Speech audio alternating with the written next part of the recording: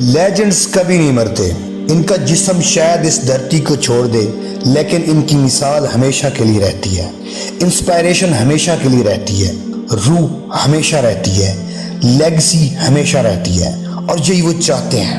وہ اپنی میراث کو اگلی نسل میں زندہ رکھنا چاہتے ہیں. ان کی عظمت کی مثال، ان کے نظم و ضبط کی مثال، ان کی صداقت کی مثال، سیلف ریسپیکٹ کی مثال، دوسروں کو اٹھانے کی مثال، اپنے نفس کو سب سے بہترین نفس بنانے کی مثال. اور یہی وجہ ہے کہ فرق پڑتا ہے. ہر لمحہ آپ کا ہر انتخاب پیچھے چھوٹ جانے والی آپ کی میراث کا حصہ ہے. آپ کا ہر انتخاب ان لوگوں کو متاثر کرتا ہے جو آپ سے محبت کرتے ہیں.